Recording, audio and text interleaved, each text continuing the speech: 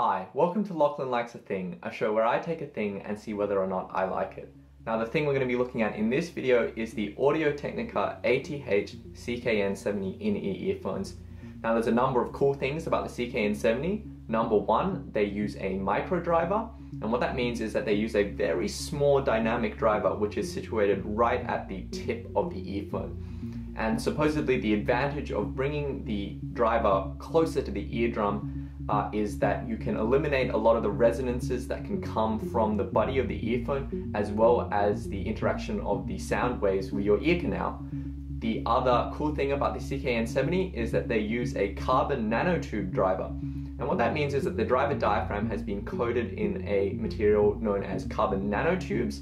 They are a material which is similar to diamond, and what that does is that it gives you a driver which has a higher stiffness and higher strength to weight ratio, and that should translate to lower distortion and better sound quality, especially in the high frequency areas.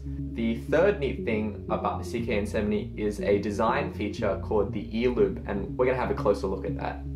What the ear loop is it's basically a ring of rubber that goes around the earphone. So it helps stabilize the CKN70 in your outer ear and takes the pressure off the tip of the earphone in your inner ear.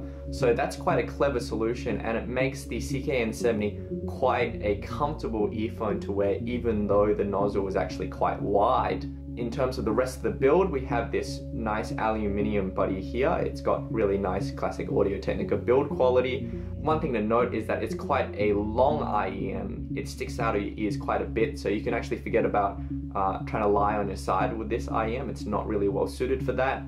The CKN70s use a J cable, and what that means is that the left side of the cable is shorter than the right side of the cable.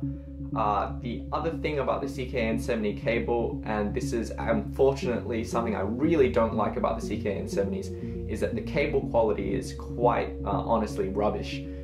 It's like the kind of papery, thin, noisy kind of cable that you would find on a much cheaper IEM, not a $100 earphone. As you can see, I've had the CKN70s for quite a long time now, and they still actually have the bend in the cable that came from sitting in the box the way it was wrapped up. So it's a cable that retains memory like nothing else. It just feels cheap.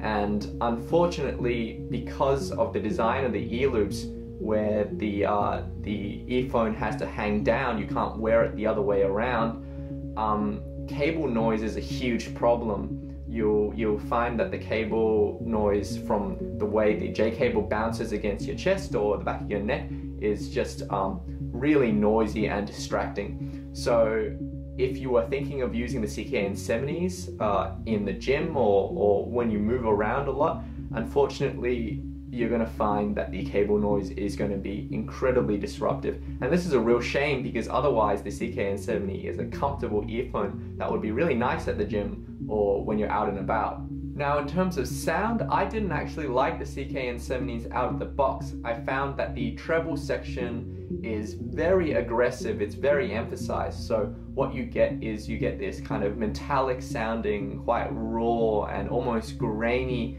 high frequency section that can almost sound irritating, especially at higher volumes.